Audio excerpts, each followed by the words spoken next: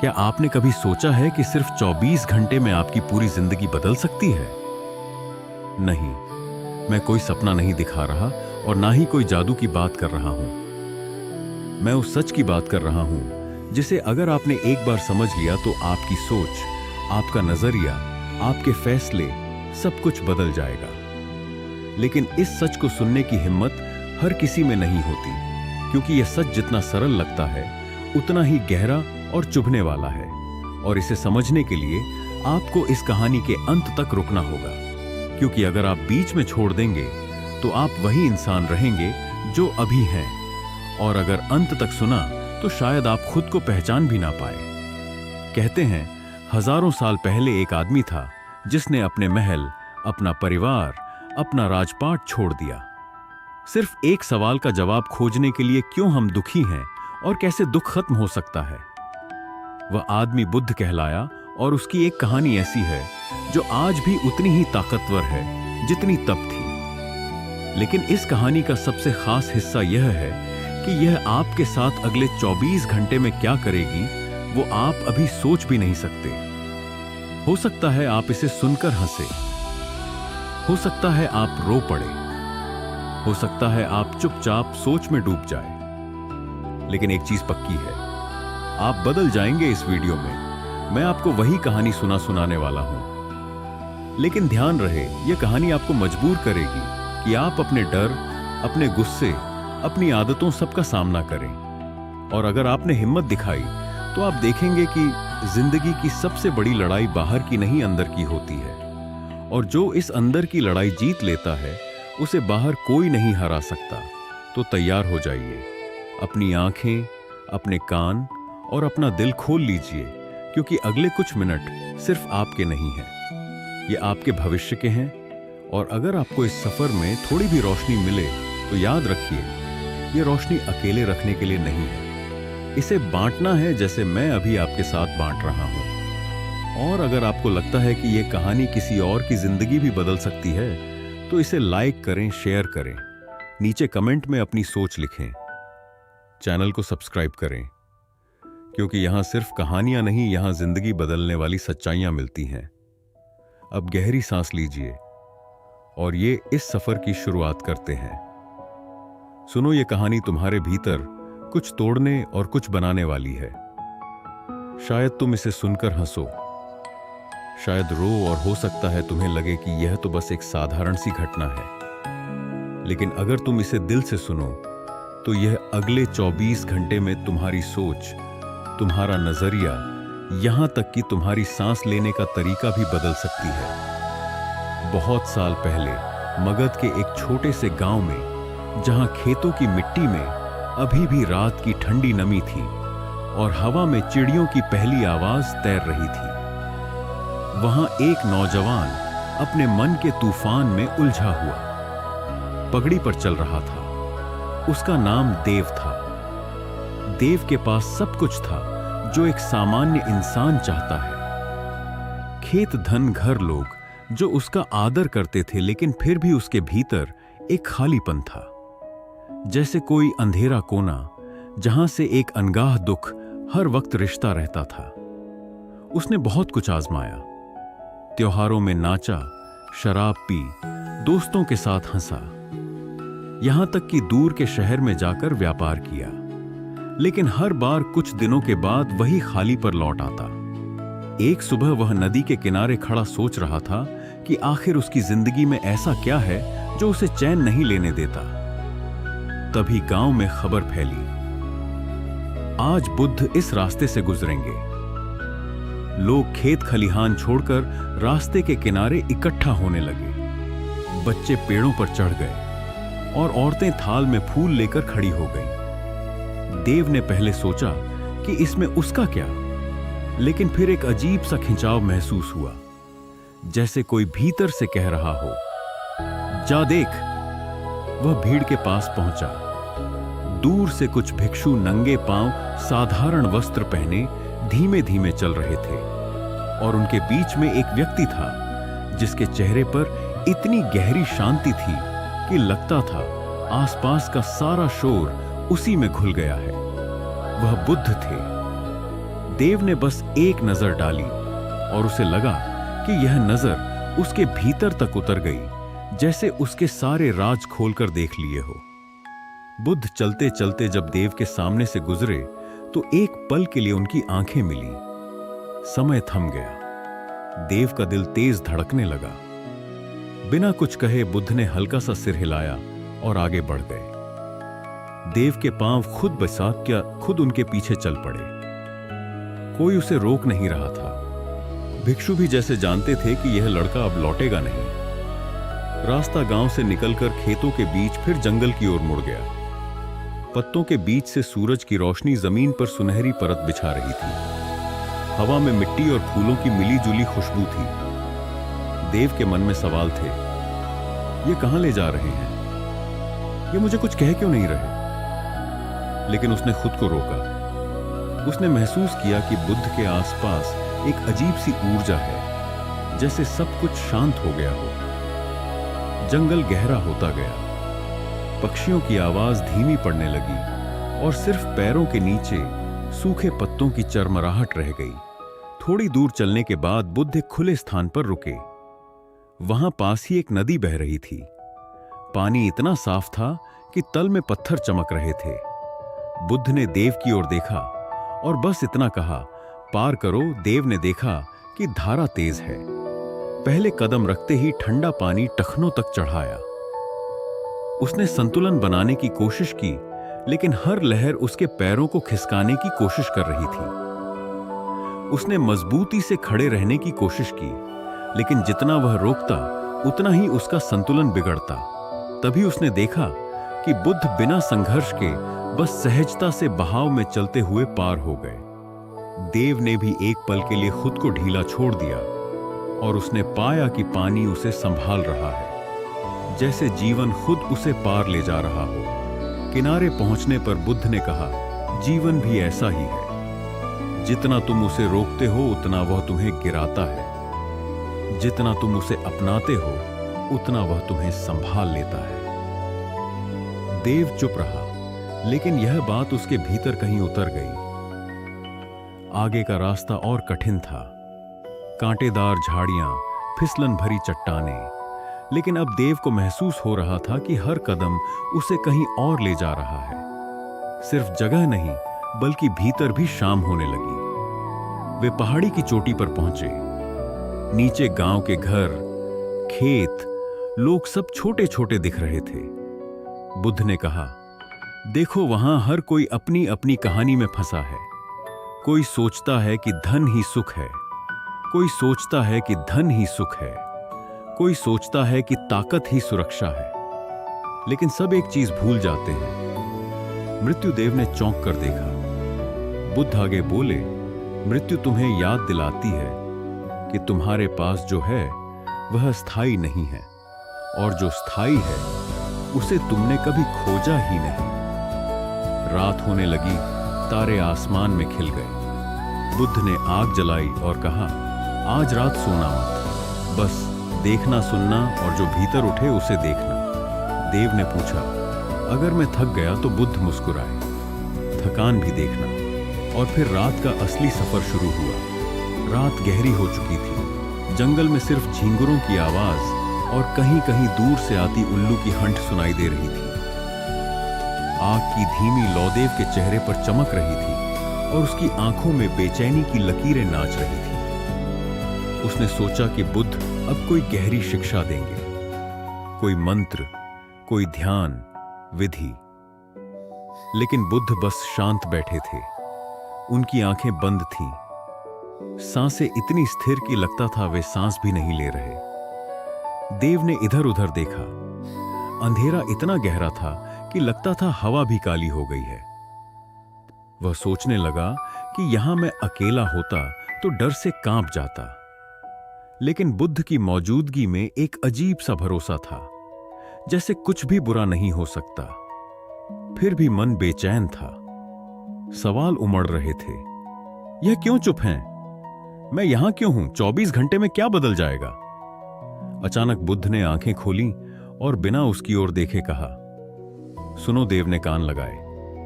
उसने सोचा कि कोई आवाज होगी, लेकिन सिवाय हवा की हल्की सरसराहट के कुछ नहीं। बुद्ध ने कहा, यही सुनना है जब तुम शोर में नहीं मौन में सुनते हो। देव को समझ नहीं आया कि मौन में सुनना कैसे होता है, लेकिन उसने महसूस किया कि इस अंधेरे में, इस सन्नाटे में उसके भीतर कुछ चल रहा है, जैसे कोई पुरानी परतें उतर रही हो। समय धीरे धीरे रेंगता गया। आग की लकड़ियां चटकती और बुझती रहीं और देव को लगा कि नींद उसे खींच रही है। उसने आंखें बंद करने की कोशिश की। तभी बुद्ध ने कहा, मत सो। देव ने कहा, लेकिन मैं बहुत थक गया हूं। बुद्ध ने धीमे स्वर में कहा, थकान को देखो, उससे भागो मत। देव ने पहली बार अपने भीतर थकान को महसूस किया, जैसे कोई भारी बोझ उसकी मांसपेशियों पर बैठा हो।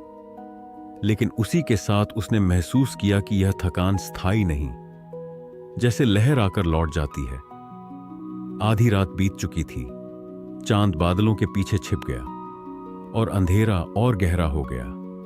तभी बुद्ध ने कहा, आंखें बंद करो और देखो। देव ने सोचा, अंधेरे में देखना, लेकिन उसने वैसा ही किया। शुरुआत में बस काला रंग दिखा, लेकिन कुछ देर बाद उसे लगा कि भीतर कई तस्वीरें हैं।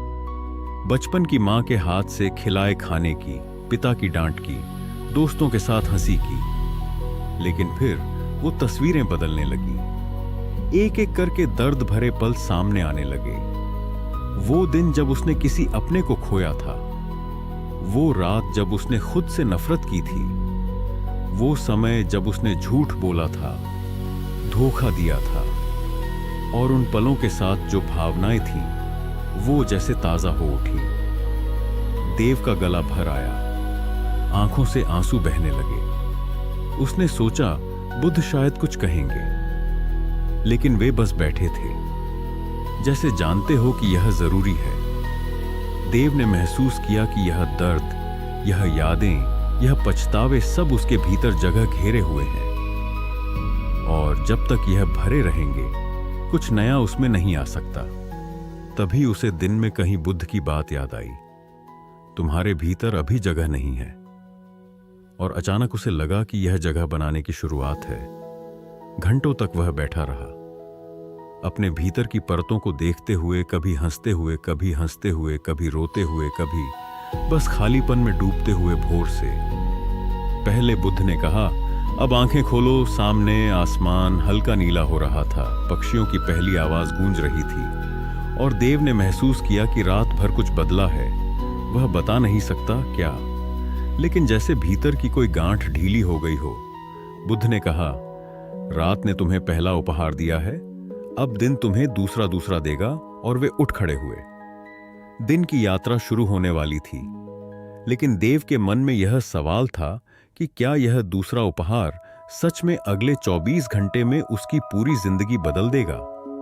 और यही सवाल उसे उनके पीछे चलने के लिए मजबूर कर रहा था।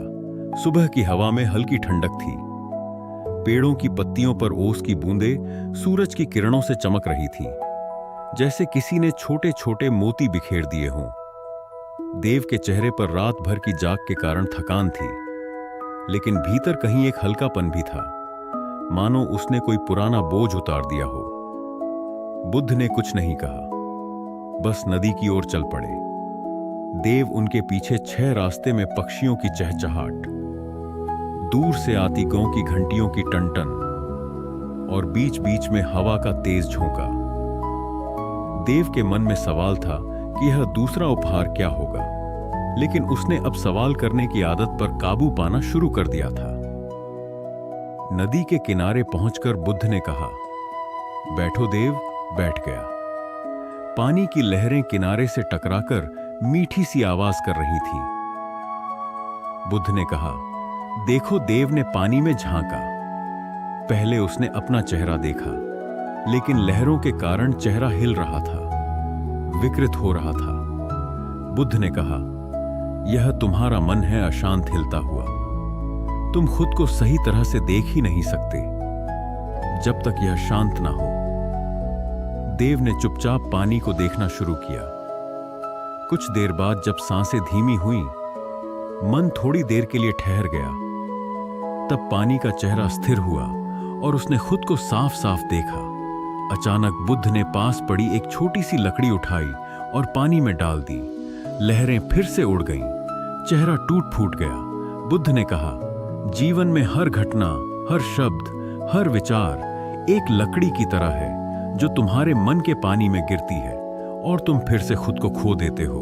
अगर तुम सीख जाओ कि लहरों के बावजूद खुद को देखना, तो तुमने दूसरा उपहार पा लिया।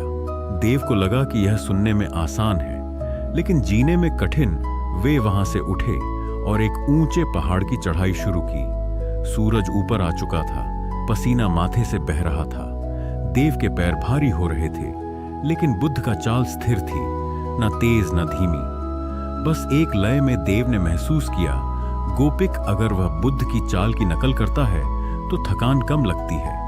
आधे रास्ते में एक छोटा सा झरना मिला। बुद्ध ने रुककर पानी पिया और कहा, याद रखो, जो तुम्हें थकाता है वह मंजिल नहीं, तुम्हारा तरीका है। यह बात देव के भीतर उतर गई। ऊपर पहुंचकर चारों ओर का दृश्य अद्भुत था। दूर दूर तक जंगल, नईखे और आकाश इतना विशाल कि लगता था उसमें सब कुछ समा सकता है। बुद्ध ने कहा, यह आकाश तुम्हारे भीतर भी है, लेकिन तुमने उसे दीवारों में बांध दिया है। देव चुप रहा। उसके भीतर कई भाव उठ रहे थे। वे पहाड़ से उतरकर एक गांव में पहुंचे। वहां लोग बुद्ध को देखकर इकट्ठा हो गए। एक महिला अपने बीमार बेटे को लेकर आई और रोते हुए बोली, गुरुजी, इसे ठीक कर दीजिए। बुद्ध ने उसका माथा छुआ। कुछ पल मौन रहे और कहा, दवा दो, आराम दो और प्रेम दो। महिला ने कहा, बाय आग में आया कहां। बस इतना बुद्ध मुस्कुराए। बस इतना ही, लेकिन प्रेम सच्चा होना चाहिए। देव को यह देखकर अजीब लगा। उसने सोचा, बुद्ध के पास चमत्कार करने की शक्ति होगी, लेकिन उन्होंने साधारण उपाय बताया। चलते चलते बुद्ध ने देव से कहा, लोग चमत्कार की तलाश में हैं, लेकिन सच्चा चमत्कार साधारण में छिपा है। दिन ढलने लगा। सूरज लाल होकर क्षितिज में डूब रहा था। आकाश सुनहरा और नारंगी रंग में रंग गया था। बुद्ध ने कहा, आज का दूसरा उपहार तुम्हें यह सिखाना था कि बाहर जो देखो वह भीतर भी है, और जो भीतर है वही बाहर दिखता है। अगर तुम्हारा मन अशांत है तो दुनिया भी वैसी लगेगी। अगर तुम्हारा मन शांत है तो दुनिया भी तुम्हें शांत लगेगी। देव ने महसूस किया कि अब वह थोड़ा बदल चुका है, जैसे किसी ने भीतर का आईना साफ कर दिया हो।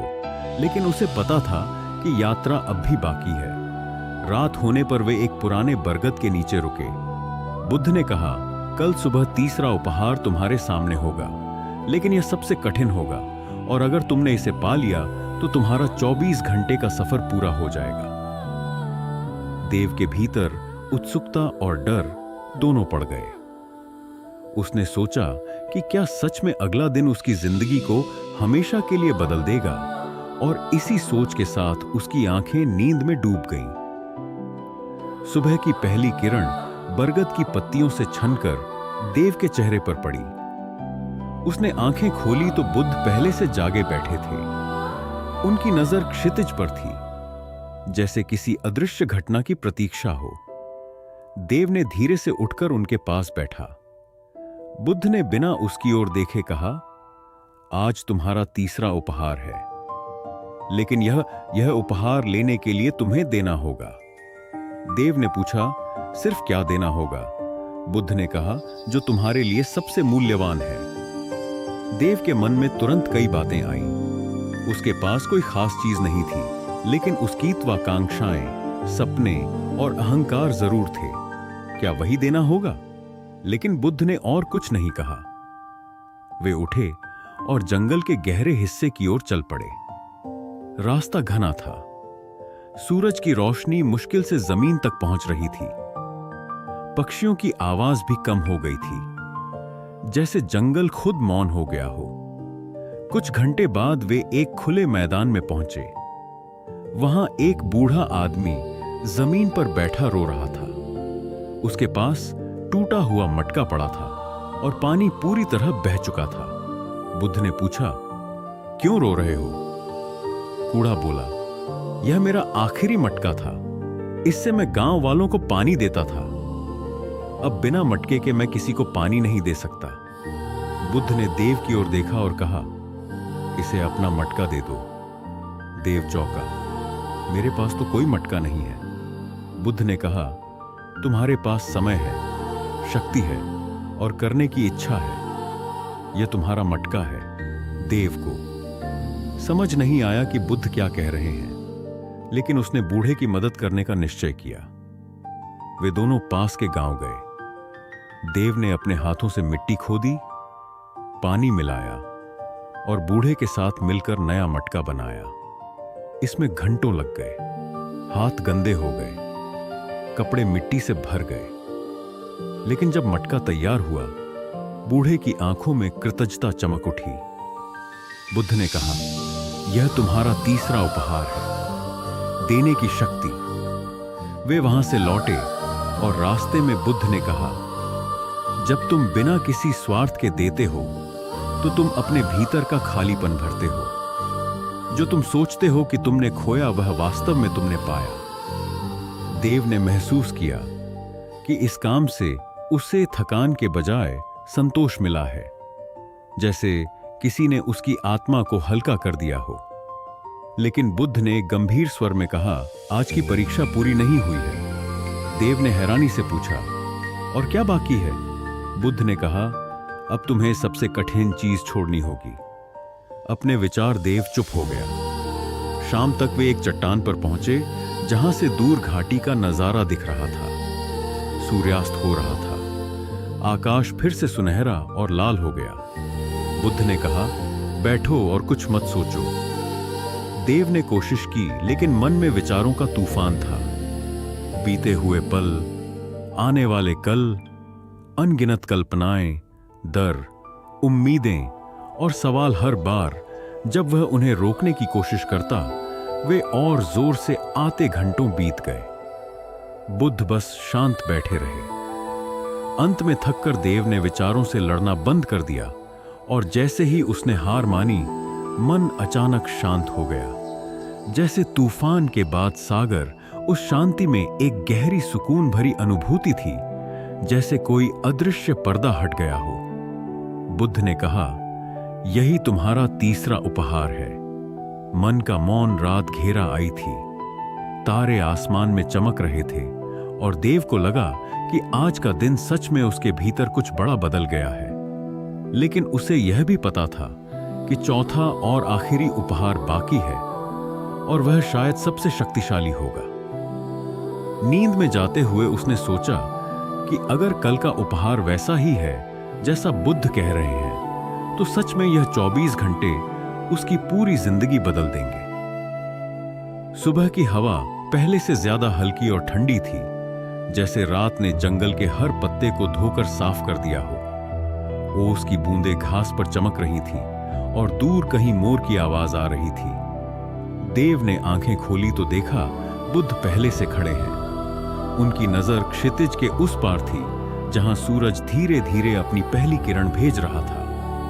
देव उठा और उनके पास पहुंचा, लेकिन आज बुद्ध का चेहरा पहले से अलग था, जैसे आज कोई बहुत बड़ा रहस्य खुलने वाला हो।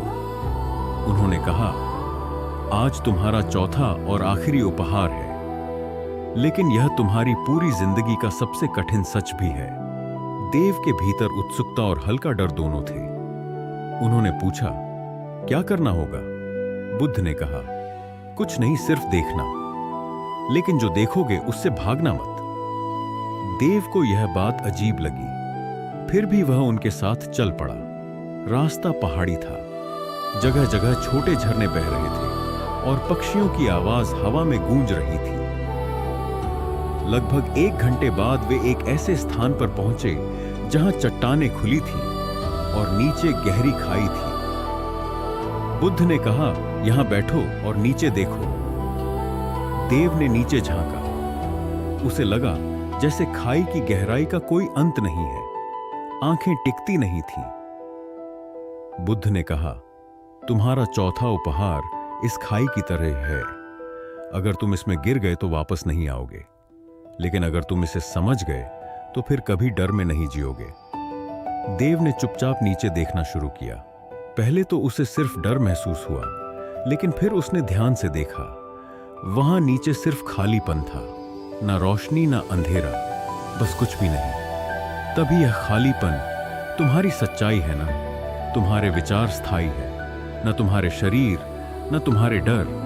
सब कुछ बदल जाएगा, सब खत्म होगा, सब खत्म होगा, और अंत में जो बचेगा वह यही है, खालीपन। देव के भीतर एक अजीब सी बेचैनी उठी। उसने कहा, अगर सब कुछ खाली खाली है तो जीने का मतलब क्या है? बुद्ध मुस्कुराए। यही तो चौथा उपहार है। खालीपन को समझकर तुम हर चीज की कीमत जान पाओगे, क्योंकि तुम्हें पता होगा कि यह हमेशा के लिए नहीं है। तुम्हें पता होगा कि यह हमेशा के लिए नहीं है, तभी तुम उसे पूरे मन से जी पाओगे। देव की आंखों में आंसू आ गए। उसे लगा जैसे किसी ने उसके दिल का बोझ उठा लिया हो, लेकिन साथ ही उसके भीतर गहरी शांति भी फैल गई। बुद्ध ने कहा, आज तुम्हारा 24 घंटे का सफर पूरा हो गया है। अब तुम वही नहीं हो जो कल थे। वे दोनों वहां से उठकर वापस लौटने लगे। रास्ते में जंगल की हर आवाज, हर पत्ता, हर किरण देव को पहले से ज्यादा जीवंत लग रही थी। गांव पहुंचने से पहले बुद्ध ने कहा, याद रखो, यह 4 उपहार तुम्हारे भीतर हमेशा रहेंगे। पहला वर्तमान का देखना, दूसरा भीतर और बाहर का आईना, तीसरा बिना स्वार्थ के देना, और चौथा खालीपन की सच्चाई। अगर तुम इन्हें याद रखोगे तो तुम्हारी जिंदगी कभी वैसी नहीं रहेगी जैसी पहले थी। देव ने मन ही मन प्रण लिया कि वह इन 4 उपहारों को कभी नहीं भूलेगा। सूरज अब पूरी तरह ऊपर आ चुका था और उसकी रोशनी में देव का चेहरा भी किसी नए जन्म की तरह चमक रहा था। गांव के लोग उन्हें देखकर दौड़े, लेकिन देव के कानों में बस बुद्ध की आखिरी बात गूंज रही थी, जीवन को पकड़ने की कोशिश मत करो, उसे बस जियो। गांव की पगडंडी पर कदम रखते ही देव ने महसूस किया कि यह वही रास्ता है जिस पर वह कल भी चला था। लेकिन कल और आज के बीच का फर्क इतना गहरा था कि जैसे 2 अलग जिंदगियां हों। गांव के लोग वही थे, वही घर, वही खेत, वही आवाजें, लेकिन उसके भीतर कुछ बदल चुका था। बुद्ध उसके साथ थे, लेकिन गांव के लोग पहले बुद्ध को देखकर देव के पास दौड़े। कहां थे तुम? हम तुम्हें ढूंढ रहे थे। किसी ने कहा तुम्हारा खेत अधूरा पड़ा है, किसी ने कहा तुम कल से गायब थे। सब परेशान थे। देव ने बस उन्हें देखा। उनके चेहरे में चिंता थी, लेकिन अब उसे उसमें एक गहरी परत दिखाई दे रही थी। हर चिंता के पीछे एक चाह, हर चाह के पीछे एक डर, और हर डर के पीछे वही खालीपन जिसे उसने खाई के किनारे महसूस किया था। उसने मुस्कुराकर कहा, मैं ठीक हूं, और उसकी मुस्कान में एक ऐसा भरोसा था कि लोग चुप हो गए। बुद्ध ने चुपचाप गांव में प्रवेश किया। देव ने उनके लिए अपने घर का दरवाजा खोला, और पहली बार उसे लगा कि उसका घर सच में घर है। बुद्ध ने बैठकर पानी पिया और देव से कहा, अब तुम्हारा 24 घंटे का सफर पूरा हो गया है, लेकिन असली यात्रा अब शुरू होगी। देव ने पूछा, क्यों?